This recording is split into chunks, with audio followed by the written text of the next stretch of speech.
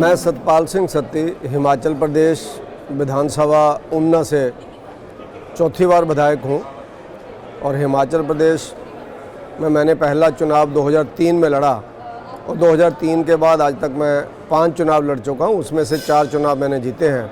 अभी लेटेस्ट जो चुनाव है उसमें विधायक चौथी बार बना हूँ। और 2003 का मेरा पहला जो चुनाव था, मैं स्टूडेंट ऑर्गेनाइजेशन से आया था, स्टूडेंट पॉलिटिक्स में था।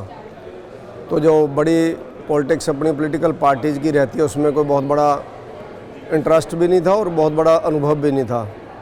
लेकिन विचारधारा विद्यार्थी परिषद की होने के कारण मुझे भारतीय जनता पार्टी ने पहली बार 2003 में इलेक्शन के लिए उतारा। तो मेरे लिए वो इलेक्शन सिर्फ एक इलेक्शन लड़ने के लिए मैं लड़ रहा था, ऐसा क्योंकि कांग्रेस के बहुत बड़े स्टारबर्ड वहाँ पर चुनाव लड़ रहे थे। तो अमूमन लगता था कि हारेंगे या जीतेंगे, ऐसा नहीं था। लेकिन जनता के मन में यह था कि कांग्रेस जीतेगी और ये हारेगा, व्यक्ति नया लड़का है तो हारेगा। लेकिन मैं 51 वोट से जीत गया उस समय और पहला चुनाव मेरा 51 से हुआ। फिर उसके बाद 2003 के बाद 2007 में चुनाव लड़ा, 7-8 में, फिर उसके बाद 12-13 में लड़ा, फिर उसके बाद 17 में लड़ा, फिर 22 में लड़ा। तो अभी 5 चुनाव लड़ने के बाद जो मुझे अंतर लगा चुनावों के अंदर, भारतीय डेमोक्रेसी में जो उतार चढ़ाव आ रहे हैं, उसमें जो अलार्मिंग मुझे लगा वो ये लगा कि अभी लोकतंत्र के इस चुनाव के अंदर पैसा बहुत बड़ा इन्वॉल्व हो गया है।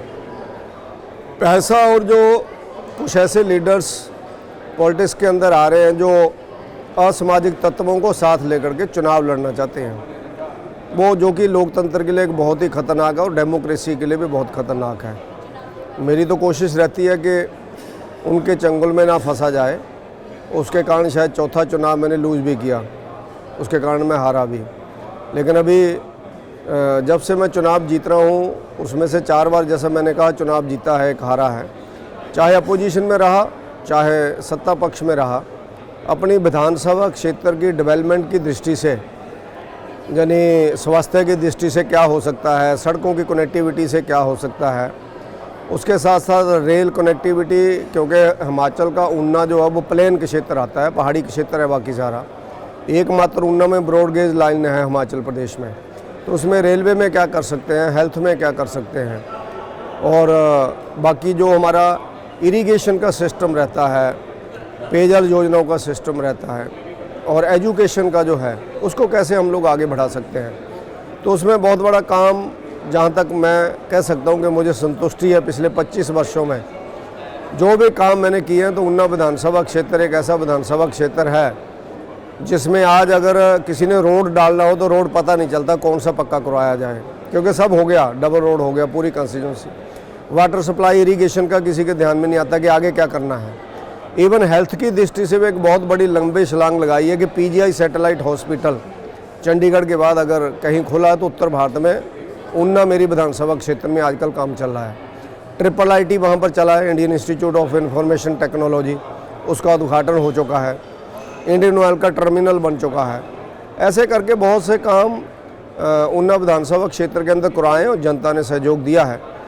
मैं यही कहना चाहता हूँ कि जो अभी हमारे जहाँ पर नेशनल कॉन्फ्रेंस हो रही है लेजिस्लेटर्स की, ये बहुत अच्छा एक प्रयास है। पूरे देश के सभी लोग अपना अपना अनुभव लेकर के जहाँ पर आएंगे, अपना अपना अनुभव बताएंगे। उस अनुभव से डेवलपमेंट की दृष्टि से हम लोग क्या कर सकते हैं, एजुकेशन में क्या कर सकते हैं, जब पॉलिटिक्स में जो सुधार करने की ज़रूरत है उसमें हम लोग क्या कर सकते हैं, वो सब हम लोग सीखेंगे और इससे अच्छा लाभ मिलेगा। मैं धन्यवाद करता हूँ सभी ऑर्गेनाइजर्स का, जिन्होंने इतना बड़ा इवेंट ऑर्गेनाइज करने के लिए इतना बड़ा प्रयास किया है, इतने लोगों को लगाया हुआ है।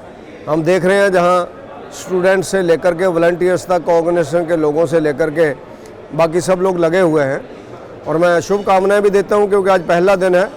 ये कॉन्फ्रेंस कामयाब हो, आगे इससे कुछ न कुछ निष्कर्ष निकल करके आए, जो निष्कर्ष हिंदुस्तान की राजनीति में और हिंदुस्तान के विकास के लिए, एक समृद्ध भारत के लिए आगे बढ़ने का मौका मिले। एक मजबूत राष्ट्र और समृद्ध राष्ट्र, ऐसा हम लोग सब अपने साझा विचारों से आगे बढ़ाएं।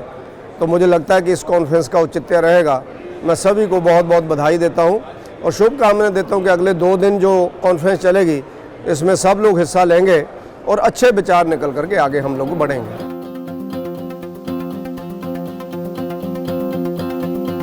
मैंने चुनाव के क्षेत्र का बताया कि मेरा चुनाव के क्षेत्र प्रदेश मेरा हिमाचल प्रदेश है। हिमाचल प्रदेश में प्लेन के क्षेत्र अगर आता है तो ऊना विधानसभा क्षेत्र आता है। बाकी पहाड़ी आपने सुना होगा, शिमला, धर्मशाला, कुल्लू मनाली, इस तरह से लाहौल स्पीति, कुछ एक एरिए हिमाचल के ऐसे हैं जो 6 महीने बर्फ़ के अंदर रहते हैं। और इस बार मौसम हमारा बारिश वाला चल रहा है तो बर्फ़ हटी ही नहीं है, यानी लगातार चल रही है। आजकल भी स्नोफॉल हो रहा है, लेकिन मेरा जो क्षेत्र है वो गर्म क्षेत्र है, वो 45 तक भी जाता है टेम्परेचर वहाँ, बिल्कुल पंजाब के बॉर्डर एरिया के ऊपर। तो उस क्षेत्र में डेवलपमेंट की दृष्टि से जब मैं गया था पहली बार, तो मुझे लगा कि मेरे से पूर्व जो विधायक रहे उन्होंने अपने प्रयास किए, उन्होंने अच्छा काम किया। अपने अपने प्रयासों से हर आदमी कोशिश करता उसके एरिया का विकास हो। तो मैंने उस दृष्टि से विकास को प्राथमिकता देते हुए और उसके साथ स्टूडेंट पॉलिटिक्स में रहा और एक ऐसे विचार में रहा, विद्यार्थी परिषद में रहा। तो एक मन में था कि जो समाज के अंदर पॉलिटिक्स के बीच जो असामाजिक लोगों का एक प्रभाव आ रहा है या उनके माध्यम से लीडर्स कई बार उनके दबाव के अंदर चलना शुरू करते हैं, उसके साथ मैंने टकराव मोल लिया। शायद उसका खामियाजा मुझे चौथे चुनाव के अंदर मिला भी कि जितने भी उस क्षेत्र के लोग थे, जो ऐसे लोग थे जिनका काम 2 नंबर का था, जो लोग गलत कामों में विश्वास रखते थे, जो सच को सुनना पसंद नहीं करते थे, जो ठीक को ठीक नहीं सुनना चाहते थे, जो चाहते थे कोई भी काम हो, कैसे भी काम हो, उसको ज़रूर किया जाए। लेकिन मैंने उनके ध्यान में लाया कि लीडर्स का घर कोई बदमाशों का घर नहीं होता है कि हर आदमी को शेल्टर मिले। वहाँ अच्छे आदमी को शेल्टर मिलना चाहिए और अच्छे आदमी का सहयोग होना चाहिए और ईमानदार लोगों के साथ खड़ा होने वाला लीडर होना चाहिए। उसी दृष्टि से मैंने आज तक पॉलिटिक्स की है और आगे भी इन्हीं सिद्धांतों के ऊपर करूँगा। उसमें वोट आता है, वोट जाता है, चुनाव आता है, चुनाव जाता है, उसका कोई मायने नहीं है। तभी ये डेमोक्रेसी मजबूत होगी, तभी हम इस देश के आने वाली युवा पीढ़ी के भविष्य के लिए कुछ कर पाएंगे।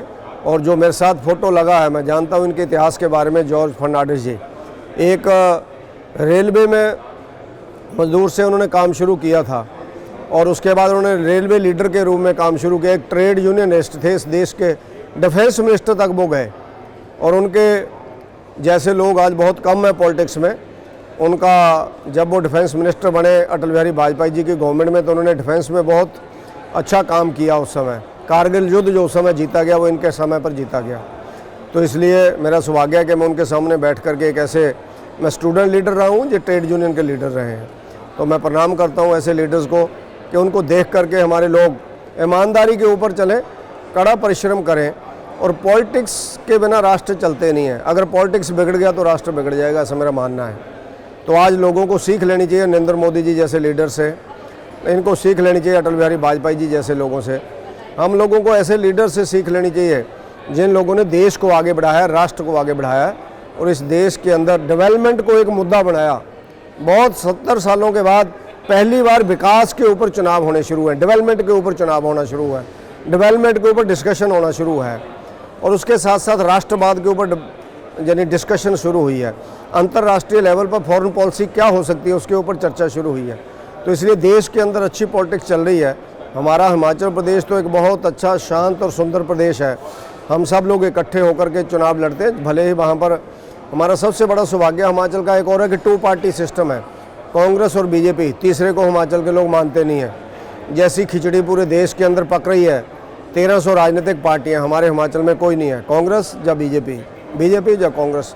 उसके कारण दोनों पार्टियां अच्छा मेहनत करके अच्छी डेवलपमेंट करती हैं।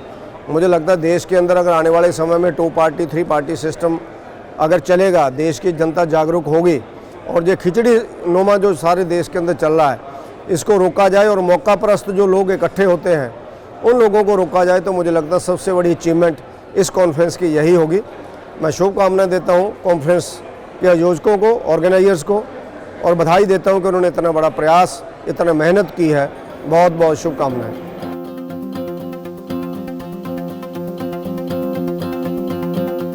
MIT का मुझे बहुत बड़ा ऐसा जानकारी नहीं है, लेकिन मुझे ये है कि उनके माध्यम से जो ऑर्गेनाइज़ किया जा रहा है सारा सिस्टम। और मैंने पहले बोला जैसे स्टूडेंट्स लगे, हमने इंट्रोडक्शन भी की। हम चाहे एयरपोर्ट से अपने होटल तक गए, तो स्टूडेंट हमारे बीच में थे, होटल के बाहर आए तो वहाँ फिर स्टूडेंट थे, और अलग अलग स्टेट्स के स्टूडेंट्स हमें मिले। तो मुझे लगता है उनको भी मैनेजमेंट क्या होती है शायद उनको प्रैक्टिकली करके जहाँ पर ध्यान में आएगा, और किस तरह से स्किल को आगे बढ़ाया जा सकता है। ये स्टूडेंट्स इतनी बड़ी कॉन्फ्रेंस ऑर्गेनाइज करके ध्यान में ला सकते हैं, क्योंकि मुझे भी स्टूडेंट ऑर्गेनाइजेशन में होने के कारण स्टेट कॉन्फ्रेंस से लेकर के नेशनल कॉन्फ्रेंस तक मुझे भी इसका अनुभव है। पहली बार मैं मुंबई में विद्यार्थी परिषद की नेशनल कॉन्फ्रेंस में ही शायद 92-93 में आया था। बहुत बड़ी कॉन्फ्रेंस हुई थी उस समय, म्यूनसिपल कमेटी पार्क था कोई, उसको साफ़ किया गया था, उसमें 10,000 स्टूडेंट्स की कॉन्फ्रेंस हुई थी। तो इसलिए ये अच्छा प्रयास है, और स्टूडेंट्स को जो इन्वॉल्व किया है बहुत अच्छी बात है। और मैं तो स्टूडेंट्स को भी कहता हूँ, आप लोग चाहे आईटी में हो, चाहे मैनेजमेंट में हो, चाहे आप सोशल एजुकेशन ले रहे हो, किसी भी तरह की एजुकेशन हो, अच्छे पढ़े लिखे लोगों को राजनीति में ज़रूर आना चाहिए, क्योंकि राजनीति तभी सुधरेगी जब अच्छे लोग आएंगे, पढ़े लिखे लोग आएंगे। वरना एक ट्रेंड है लोगों का कि नहीं नहीं नहीं नहीं राजनीति में नहीं जाना है। अगर राजनीति में अच्छे लोग पढ़े लिखे लोग नहीं आएंगे तो बदमाश कब्जा कर लेंगे, और जब बदमाश कब्जा कर लेंगे तो स्टूडेंट भी नहीं ढंग से पढ़ पाएंगे, देश के अंदर डेवलपमेंट भी नहीं हो पाएगी, देश के अंदर ऑनेस्टी भी नहीं चलेगी, देश के अंदर करप्शन हो जाएगी, टेररिज्म आ जाएगा, देश की सीमाएं भी सुरक्षित नहीं रहेंगी। इसलिए राष्ट्रवादी लोगों को और पढ़े लिखे लोगों को, जो स्टूडेंट आज हैं, मेरा उनसे आग्रह रहेगा कि वो लोग स्टूडेंट ऑर्गेनाइजेशन से जुड़ें और अपने घर के साथ साथ समाज का काम जरूर करें। सोशल सिक्योरिटी हमें रहती है तभी हम लोग आगे बढ़ते हैं, इसलिए समाज के बारे में हम सब लोग ज़रूर सोचें। और पॉलिटिक्स एक बहुत अच्छा विषय है, पॉलिटिक्स कमाने के लिए नहीं, पॉलिटिक्स देश का काम करने के लिए, सोशल काम करने के लिए। आज आप लोग देखते होंगे इस देश के अंदर कई बार ऐसे नेता आते हैं, लोगों को लगता है कुर्सी बहुत बड़ी है लेकिन व्यक्ति बहुत छोटा है। लेकिन कई बार ऐसे लोग भी आए, मैं नाम लूँगा बार बार तो शायद लगेगा पॉलिटिकली बोल रहा हूँ, ऐसे लोग भी आए, लोगों को लगता है कुर्सी छोटी है, व्यक्ति बहुत बड़ा है। यानी व्यक्ति को अपना व्यक्तित्व इतना बड़ा कर देना चाहिए, उसको जिस कुर्सी पे बिठाया जाए लोग कहें यार व्यक्ति बहुत बड़ा है, कुर्सी इसके लिए छोटी है। तो ऐसा व्यक्तित्व अगर देश के अंदर पॉलिटिक्स में आएंगे, एडमिनिस्ट्रेशन में आएंगे, और अलग अलग जगहों के ऊपर अगर इंजीनियर्स हमारे अच्छे होंगे, मैनेजर्स हमारे अच्छे होंगे, यानी मैनेजमेंट के लोग अच्छे होंगे, तो मुझे लगता है कि देश के अंदर जो सारा सिस्टम है इसको कंट्रोल कर पाएंगे। जो राष्ट्र बहुत बड़ा है, राष्ट्र बहुत महान है, राष्ट्र बहुत पुरातन है, इसकी संस्कृति बहुत पुरातन है। आज हम लोग इस ऐसे प्रदेश के अंदर आए हैं जहां महाराजा अपने शिवाजी ने इस राष्ट्र की अस्मिता को बचाने के लिए लड़ाई लड़ी थी। एक ऐसा साम्राज्य स्थापित किया था जिसने विदेशी आक्रमणकारियों को सबक सिखा करके इस देश की राष्ट्रवादी ताकतों को इकट्ठा करके आगे बढ़ाया था। तो मैं प्रणाम करता हूँ इस महाराष्ट्र की पुण्य भूमि को और इस मुंबई को, मुंबई माता के इस शहर के अंदर हम सब लोग आए हैं, जिन्होंने हमें बुलाया है उनका बहुत बहुत धन्यवाद।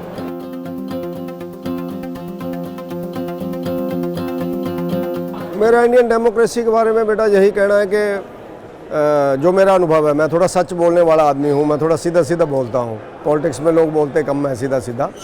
आए लोग आज सुप्रीम पद के ऊपर जो व्यक्ति बैठा हुआ बोलता है, इसलिए हमें और हौसला होता है। इंडियन पॉलिटिक्स में पढ़े लिखे लोग अब आने तो शुरू हुए हैं, लेकिन पैसे वाले आने शुरू हो गए हैं। अब पैसे वालों ने धीरे धीरे कब्जा शुरू कर लिया है। तो पैसे वाले चुनाव जीतने के लिए कोई भी हथकंडा बनाते हैं, और उस हथकंडे के कारण कोई भी व्यक्ति पॉलिटिक्स के अंदर आ जा रहा है। ये देश की जनता को सोचना है, लोगों को सोचना है कि हम लोगों ने धन्ना सेठों को राजनीति के अंदर लेकर के आना है, जो सोशल वर्कर जो है, जो वास्तव में ही सेवा करने के लिए आए हैं। तो उसके नाते मेरा यही रहेगा। जो मुझे अलार्मिंग स्थिति लगती है पॉलिटिक्स में, हम सोचते थे कि आने वाले टाइम में पॉलिटिक्स सुधरेगी। पहले कुछ लोग उस लेवल के पढ़े लिखे नहीं होते थे, लेकिन ज्ञान नहीं होते थे, उनमें ज्ञान था। बहुत से लोगों ने शायद डिग्रियां नहीं रही होंगी पुराने पॉलिटिशियन के पास, लेकिन ज्ञान बहुत था। उन्होंने अपने ज्ञान से प्रभाव छोड़ा समाज के अंदर। समाज के अंदर एक मिलजुल करके वो रहते थे, लेकिन वो ऐसा बड़े धंधों में संलिप्त नहीं होते थे। लेकिन अब एक ऐसा वर्ग आना शुरू हुआ है जिसके पास बहुत बड़ा पैसा है, बहुत बड़ा प्रभाव है, और बड़ी मैनेजमेंट करते हैं, और ऐसी ऐसी संस्थाओं को इलेक्शन में हायर करते हैं जो चंगे भले आदमी को हरा करके चली जाती है, और वो व्यक्ति फिर उसके बाद पूरी पॉलिटिक्स को ख़राब करता है। तो इसलिए मेरा ये मानना है कि सब लोग आएँ, पढ़े लिखे लोग आएँ, लेकिन अगर पैसे वाला व्यक्ति आता है तो वो ये सोच करके ना आए कि पैसे को आगे बढ़ाना है, दौलत को आगे बढ़ाना है। और वो व्यक्ति तो बिल्कुल भी ना आए जिनको लगता है कि चुनाव हार जाएंगे तो शायद क्या हो जाएगा। चुनाव हारना जीतना एक ही सिक्के के दो पहलू हैं। लेकिन हम सब लोगों को हार और जीत को एक तरह से लेना चाहिए, क्योंकि लोकतंत्र में हार और जीत चलेगी। इस देश के अंदर सब लोग जीते भी हैं, बहुत से बड़े बड़े लोग हारे भी हैं, लेकिन कई लोगों ने जो मान लिया कि हारना ही नहीं है, उसके लिए कुछ भी करना पड़े, जवानी को बिगाड़ना पड़े, गांवों के अंदर सिस्टम को बिगाड़ना पड़े, शहरों के सिस्टम को बिगाड़ना पड़े, तो मुझे लगता है कि आने वाली पॉलिटिक्स के लिए एक बहुत बड़ी अलार्मिंग स्थिति है। और जो बाहुबली लोग आते हैं पॉलिटिक्स में, उनको लोगों को नहीं मानना चाहिए, बिल्कुल भी नहीं मानना चाहिए उन लोगों को। तो ये लोगों के ऊपर है। कई बार लोग बोलते हैं जथा राजा तथा प्रजा, मैं जो मानता हूँ जथा प्रजा तथा राजा, क्योंकि प्रजा ही राजे को लेकर के आती है। अगर कोई गलत आदमी पॉलिटिक्स के अंदर आ रहा है, जीत करके आ रहा है, तो उसके जिम्मेवार जनता है, उसकी जिम्मेवार पॉलिटिकल पार्टियाँ भी हैं। तो उसके नाते मेरा आग्रह रहेगा इस देश के सभी लोगों से कि वो अच्छे लीडर्स को आगे लेकर के आएँ, और ताकि हमारा देश आगे बढ़े। जो महान राष्ट्र है, महानता की तरफ चल रहे हैं, और आने वाले समय हमारा हो विश्व के अंदर, ऐसा मानते हुए हम लोग आगे बढ़ेंगे।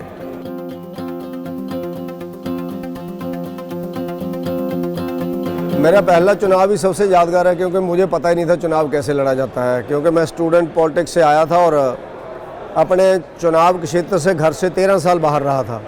शिमला यूनिवर्सिटी में मैं था, तो 13 साल शिमला ही रहा। मुझे ऐसे बोला गया कि आप चुनाव लड़िए, तो मैं आया, तो मुझे तो गांव भी पता नहीं थे गांव कहाँ हैं। मुझे कार्यकर्ता लेकर के गए, कार्यकर्ताओं ने लोगों से मिलाया, और मैं भी ये मान करके चलता था कि जो चुनाव लूज कर जाएंगे, क्योंकि मुझे पता ही नहीं था। वो बहुत बड़े लीडर थे जो उन्ना में लड़ते थे, बहुत बड़ा नाम था उस फैमिली का, उस व्यक्ति का। मुझे कई बार लोग बोलते भी थे आपने अपना कैरियर ख़राब कर लिया, आप ऐसे टाइम पर चुनाव लड़ रहे हैं जब एंटी पार्टी चल रहे हैं, लहर चल रही है, और आप पहली बार चुनाव लड़ रहे हैं। तो मैं उनको यही बोलता था कि मेरा पहला चुनाव है, इसमें देखते हैं क्या होता है, और अगर इस बार नहीं जीतेंगे तो अगली बार पक्का जीतूंगा। ऐसा मैं बोलता था कि अगली बार आपने मेरे से बात करना, मैं बताऊंगा मार्जिन से कितने से जीत रहा हूँ। लेकिन लोगों ने सहयोग दिया। पढ़े लिखे जो जितने स्टूडेंट वहाँ पर थे, हमारे हिमाचल में स्टूडेंट पॉलिटिक्स बहुत ज़्यादा है, ABVP, SFI, NSUI, ये स्टूडेंट लीडर्स हैं। लेकिन मैं यूनिवर्सिटी में लंबे समय रहा, मेरे साथ सब लोगों के कोर्डियल रिलेशन रहते थे। मेरे कमरों में विरोधी लोग भी सोते थे, आगे हॉस्टल में आ जाते थे, तो मैं ठहरा लेता था उनको कि ठीक है, उन्ना से आए हैं, सो जाओ। तो उन सब ने मेरा साथ दिया। उसके कारण यंग जनरेशन और पढ़े लिखे लोगों ने साथ दिया, और मैं 51 वोट से उस समय जीत गया। तो 51 के बाद आज तक मैं अनेकों बार जीता हूँ, चौथी बार जीता हूँ। मैं जनता का धन्यवाद करता हूँ, और आगे भी जब तक ठीक होगा तो मैं चुनाव लड़ूंगा। जब लगेगा कि छोड़ देना चाहिए तो छोड़ दूंगा।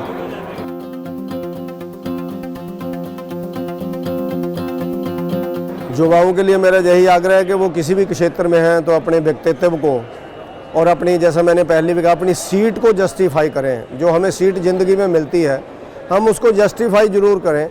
वहाँ पर उस सीट के ऊपर जो हमारे पूर्वज बैठे होते हैं, उनसे अच्छा काम करके हम लोग दिखाएं, उनसे शिक्षा भी लें और आगे अच्छा काम करके दिखाएं, ताकि जो बदलाव आना चाहिए हिंदुस्तान के अंदर, जो अच्छापन आना चाहिए, वो आने वाले टाइम में नई जनरेशन ला सकती है, स्टूडेंट्स ला सकते हैं, यंग जनरेशन ला सकती है।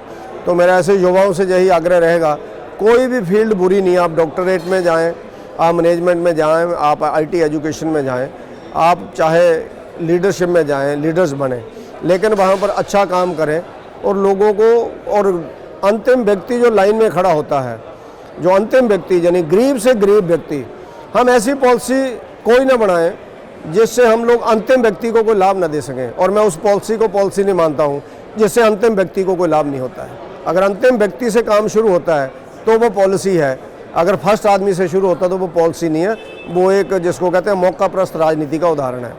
तो इसलिए अर्थ के साथ साथ राजनीति शास्त्र को भी हम लोग देखें, अर्थशास्त्र और राजनीति शास्त्र को इकट्ठा चलाएं। और जो देश के अंदर हमारा एक पॉलिटिक्स के अंदर एक मुफ्तखोरी का एक ज़माना चल पड़ा है, एक मुफ्तखोरों की जमात खड़ी कर रहे हैं राजनीतिज्ञ लोग, लाभ दे दो, जे हम आपको दे देंगे, जे हम आपको दे देंगे। जो गरीब है, निर्धन है, बेचारा पिछड़ा है, उस व्यक्ति को ज़्यादा से ज़्यादा दो, लेकिन जो बिल्कुल अच्छा है, सबल है, पढ़ा लिखा है, यंग है, चल सकता है, उसको मेहनत करने दो, कम से कम 60 साल तक तो मेहनत करो। तो इसलिए मेरा आग्रह रहेगा कि सब पॉलिटिकल पार्टी से भी कि वो गरीब मुफ्त के चक्कर में ना पड़े। अगर मुफ्त के चक्कर में पड़ेंगे तो आने वाले टाइम की जनरेशन के लिए बहुत मुश्किल हो जाएगा और ये देश कंगाल हो जाएगा। इसलिए हम लोग अपने, जिसको कहते हैं, अपने कर्तव्य के ऊपर खड़े हों। हम लोग सारे लोग मेहनत करके आगे बढ़ने की आदत डालें। हमारे बुजुर्गों ने, चाहे पेरेंट्स हैं, चाहे हमारे से पूर्व के राजनीतिज्ञ हैं, उन सब लोगों ने बड़ी मेहनत की है बड़े छोटे से स्थान से उठ कर के ऊपर गए हैं। आज हम लोग तो इतनी बड़ी बड़ी कॉन्फ्रेंसेस देख रहे हैं, उस समय तो होता ही कुछ नहीं था। इसलिए मेरा आग्रह रहेगा कि हम लोग मुफ्तखोरी का जो एक पूरे देश के अंदर चल पड़ा है, कोई स्कूटर दे रहा है, कोई मुफ्त में पेंशन दे रहा है, कोई मुफ्त में बिजली माफ़ कर रहा है, कोई मुफ्त के अंदर लोगों के लिए प्रलोभन दे रहा है कि हम आपको आने वाले टाइम में ये चीज़ें दे देंगे। हाँ, नीडी जो व्यक्ति है, वो जो नीडी व्यक्ति है उसको मैं कहता हूँ हम लोग 1000 पेंशन को दे रहे हैं, उसको 2000 दो, उसको 4000 दो, 3000 दो। लेकिन जो आदमी सबल है, जिसकी ज़मीन जायदाद है, सब कुछ है, कमा सकता है, उस आदमी को अगर हम लोग निकम्मा बनाएंगे, नकारा बनाएंगे, तो मुझे लगता है कि आने वाला टाइम हम सब के लिए और राष्ट्र के लिए बड़ा मुश्किल भरा होगा।